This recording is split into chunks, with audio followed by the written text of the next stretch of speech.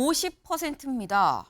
기사 같이 볼까요? 이재명 지지율 첫 50% 돌파. 네, 정책 띄우며 중도층 공략하고 있다라는 거죠. 이 50%가 무슨 50%냐? 여길 좀 보겠습니다.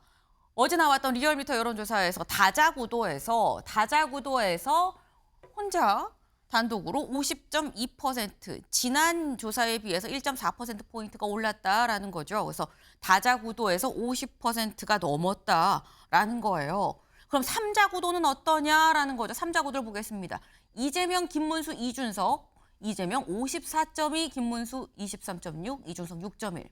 이재명, 한동훈, 이준석, 이재명 54.6, 한동훈 16.2, 이준석 5.4. 이재명, 홍준표, 이준석 54.6, 20.5, 6. 네. 삼자구도로 하면 50%를 훨씬 더 넘는다라는 거예요. 네. 윤주진 위원님. 예.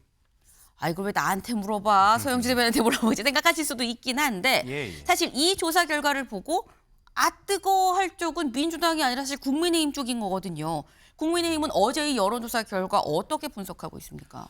당연히 상당히 폐색이 짙다라는 분위기를 부정하기는 어려운 것 같아요. 지금 구도상으로 봤을 땐 그렇죠. 그런데 저는 아직은 좀 섣불리 판단하기는 어렵다라고 판단하는 것이 지금 현재 국민의힘 후보가 정해져 있지가 않습니다. 네. 지금 국민의힘 후보들이 그리고 지금 지지율이 민주당과 같이 특정 후보에 완전히 쏠려 있는 것이 아니라 되게 고르게 분포가 돼 있어요. 만약에 4강으로 진출을 한다고 했을 때는 거의 20%에서 30% 중간 수치로 다 모든 후보들이 고르게 지지율을 갖고 있습니다. 네. 자, 그런 상태라면은 사실 특정 후보를 여론조사에서 물어봤을 때 그 후보를 아직 선호하기에는 마음을 주지 않은 보수층은 응답을 하지 않거나 아니면 그냥 여론조사를 받지 않거나 그런 경우가 있을 수 있다는 거죠. 저는 그래서 현재는 이쪽은 후보 선수가 정해져 있고 여기는 아직 예선전을 치르고 있는 겁니다. 그런 상황에서 누가 이길 것이냐고 물어봤을 때는 당연히 후보가 정해져 있는 것이나 다름없는 민주당 쪽에 더 유리하게 나올 수밖에 없죠. 그리고 지금 또 하나의 변수는 한덕수 권한대행 출마 여부예요.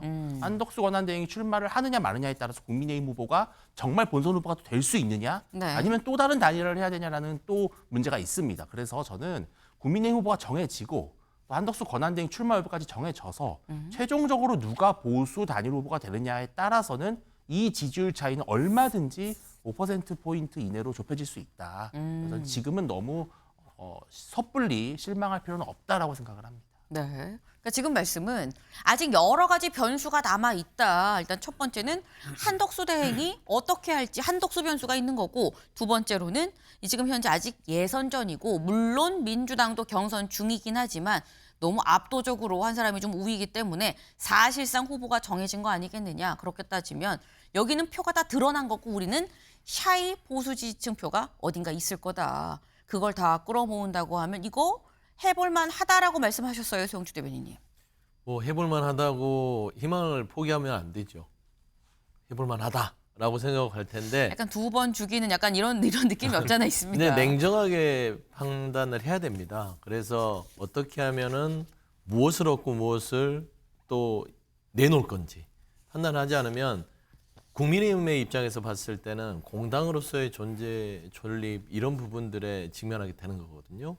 지금 이 수치들을 보면 한 이재명 대표의 민주당 후보로 계속해서 여론조사 나오는데 50을 넘었다. 50을 넘으면 박스를 뜯고 나오는 거하고 똑같습니다. 50이라는 게 과반 이상이잖아요. 그러면 이거는 게임이 성립되지 않고 그냥 안 봐도 승리다라는 건데 이거는 인물 구도로 보는 게 큰 의미는 없는 것 같아요. 그러니까 선거라는 게 구도가 좋던가 인물이 좋던가 정책이 좋던가 해서 그게 네. 표를 주거든요. 근데 지금 현재는 인물에 투표하기보다는 구도 자체 하는 겁니다. 정권 교체를 해야겠다. 왜? 아니 윤석열 전 대통령이 뭘 했습니까? 내란 행위로 헌재에서 파면을 당했어요. 그리고 지금 형사재판으로 내란죄에 대한 우두머리 혐의로 형사재판을 진행 중입니다. 그런데 국민은 또 당내 경선은 어떻게 하고 있죠? 윤심을 잡아라. 당내 경선을 하고 있죠. 이 흐름 자체가 계속해서 바뀌지 않기 때문에 국민들은 그래 정권 교체를 확실하게 해서 내란에 옹호하는 세력들을 심판하자라는 이런 프레임이 딱 짜진 거거든요. 그러면 구도에서 이미 게임이 한쪽으로 기울었기 때문에 누구 어떤 인물을 갖다 놔도 회생하기가 쉽지 않다. 어떤 정책을 갖다 놔도 회생하기 쉽지 않다는 측면에서는 아마 이 수치는 계속해서 국민의힘이 변하지 않는 이상은 지속될 가능성이 높다. 저는 그렇게 좀 판단합니다. 네, 보통 선거는 세 가지라고 얘기를 하죠. 구도, 인물, 바람인데 일단 구도 자체가 절반 이상 먹고 들어갔다라는 말씀을 하셨어요. 그래서 이거는 쉽지 않은 선거다라고 지금 표현을 하셨는데 제목이 정책 띄우며 중도 공략이라고 아까 나왔죠. 중도가 이재명 이 후보한테 왔다라는 거예요. 정책 때문에. 무슨 정책을 띄웠길래 이런 얘기가 왔는지 직접 들어보시죠. 지금은 휴면 게임인데 꽤 큰 게임 중에 하나 있어요. 자, 정치를 그만두면 다시 또 주식시장으로 되돌아갈 가능성이 99.9%죠. 제가 잠깐 대통령 선거에 떨어져가지고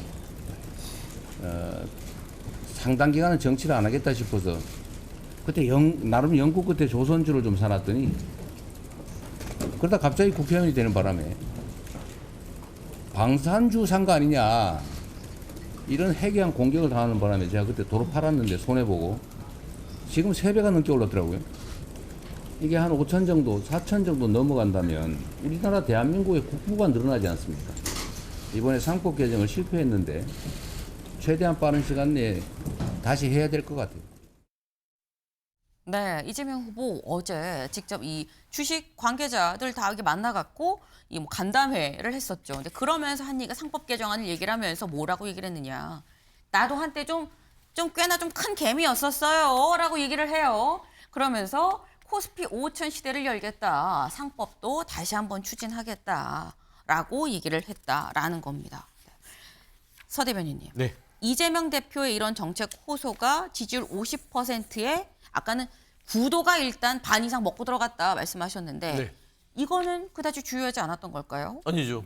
그러니까 구도가 좋고 인물에 대한 평가가 상대적으로 나쁘지 않고 네. 거기에 정책이 더해지면 이게 삼박자가 맞아떨어지면요. 이게 승패를 보나마나한 결과가 나옵니다. 그래서 모든 선거, 대선뿐만 아니라 총선이든 지방선거든 구도 인물 정책 삼박자가 딱 떨어지면요. 그 누가 덤벼도 이길 수 없어요. 근데 지금 현재 보면은 구도는 이미 좋고 인물에 대해서 여러 가지 이제 본인의 비호감도를 좀 낮추기 위해서 여러 가지 우클릭을 많이 했단 말입니다. 거기에 정책적으로 상법 개정안을 재추진하겠다라고 하는데 주식에 대해서 굉장히 해박합니다. 그리고 큰 개미 그 이상이죠. 나 주식 좀 해봤어. 그러니까 당신들 마음을 알아요. 하면서 이걸 정책적으로 상법 개정안 부분들이 이번 정부에서 거부를 했으나 본인이 집권을 하게 되면 상법 개정안을 뭔가 추진하겠다라는 것이기 때문에 저희 말하자면 대한민국의 뭐 큰 개미 작은 개미 모든 주식하시는 분들은 굉장히 호재로서 뭐 표를 줄 수 있는 것이죠. 그래서 굉장히 좀 좋은 안을 던진 것이다. 평가합니다. 네. 정책적으로도 일단 구도도 반 이상 먹고 들어갔는데 여기에 정책도 괜찮은 거 하면 플러스 알파 아니겠느냐라고 말씀하셨어요. 근데 그렇다고 하면 또 윤주진 위원님. 예. 자꾸 이런 질문을 좀 드리게 되네요. 네. 네. 지금 이 민주당 입장에서는 구도, 인물, 뭐 바람 정책 이 세 가지 중에서 우리가 구도도 정책도 우리가 지금 플러스야라고 얘기를 하고 있는데 그럼 국민의힘은 뭘 공략해야 되는 겁니까? 저는 구도, 인물, 정책 모두 바꿀 수 있다고 생각을 합니다. 다 바꿀 수 있다. 예, 왜냐하면 구도가 지금 현재는 탄핵이라고 하는 늪에서 우리가 이제 아직 헤어나오지 못했는데 네. 많은 국민들이 그렇다고 해서 이재명 대표의 사법 리스크를 잊은 게 아닙니다. 그리고 개헌이라든지 정치 개혁, 또 행정권과 입법권을 모든 권력을 하나의 정당이 장악하게 되는 그런 견제와 균형이 깨지는 이러한 것에 대해서 국민들이 갖고 있는 우려를 충분히 자극한다면 이재명 대표만 유리한 그런 구도가 아니라 오히려 이재명 대표를 다른 반명 빅텐트로서 압박하는 구도도 가능하고요. 저는 개인적으로 이재명 대표가 최근에 상당히 뭐 정중동 행보를 하면서 이미지 관리를 하고 있습니다만 결국 이재명 대표가 태생적으로 갖고 있는 그런 캐릭터의 문제, 또 본인이 저질렀던 사법 리스크와 뭐 막말 이러한 논란들이 국민들에게 다시 소환이 된다면 결국 누가 더 품격 있는 정치를 할 것인가에 대한 질문을 다시 할 수 있다 생각을 합니다. 네. 지금 윤주진 위원님께서는 이 민주당이 뭐 구도도 좋고 정책도 좋고 하지만 인물에 있어서 사법 리스크와 이런 부분이 마이너스다. 또 이런 말씀을 또 하셨어요. 아직 기간이 상당히 남아있죠. 이 앞으로 대선 국면을 좀 잘 지켜봐야 되겠다라는 생각이 드는데 근데 사실 이재명 대표의 경우에는 이 부분도 사실 좀 짚어볼 필요가 있습니다. 다음 기사 볼까요? 호남에서도 9대0일까? 물음표가 붙었습니다. 지금 현재 민주당 경선 권리당원 이 투표를 지역별로 나눠서 발표를 하고 있죠. 앞서서 영남과 충청권 발표를 했었는데 그 결과가 어땠느냐? 이랬었습니다. 영남권은 이재명 90.81, 충청권 이재명 88.1, 거의 90이죠. 누적 89.56, 누적으로 따져서도 9대0이었다라는 건데 근데 호남에서도 9대0이겠느냐라는 거예요, 소영주 대변인님. 네. 뭐 예측하기는 쉽지 않으나 네. 9대0에 대해서는 좀 영남권에서 이례적이었죠. 90% 나온다는 거는 놀랄만한 수치인데 호남에서 90%는 조금은 어려울 듯 싶어요. 사실 민주당에서 호남이라는 지역이 가진 의미가 분명히 있고 네. 다른 데에서 9대0, 10대0이어도 호남에서 7대0, 8대0이 되면 요건 또 사실 이재명 대표 입장에서는 또 스크래치가 날 수 있는 부분인 거거든요. 저는 9대0 자체가 애시당초 나오기 힘든 수치를 얻었기 때문에 9대0을 계속 유지할 이유도 없을 뿐더러 네. 호남 민심 자체는 본선에서는 표를 몰아주겠으나 경선에서는 어떤 메시지를 주는 차원에서 어느 정도의 그 9대0을 깨주는 선택을 할 것 같아요. 왜 그러냐면 호남 민심이라는 게 굉장히 민주당에 있어서는 아주 정치적으로 좀 다양한 의견과 조금 더 전문가적인 좀 정치 분석을 하는 민심이라고 저는 평가를 해요. 네. 그렇기 때문에 이재명 대표의 90%를 깨주는 게 이재명 대표에 도움이 될 것이고 또 이재명 대표 전 후보에 대한 어떤 여러 가지의 비호감 그리고 바라는 부분 또 어떤 일극에 대한 어떤 좀 심판적인 메시지를 주기 위해서는 아마 80% 초반대에서 머무르지 않을까 보는데 저는 그게 약이 될 것 같습니다. 네. 일단 80%대 초반대를 말씀을 하셨는데 호남이 26일 날인가 발표를 하죠. 26일 날 네. 문어서영주 대변인이 될 수 있으실지 맞을지 안 맞을지 좀 보겠습니다.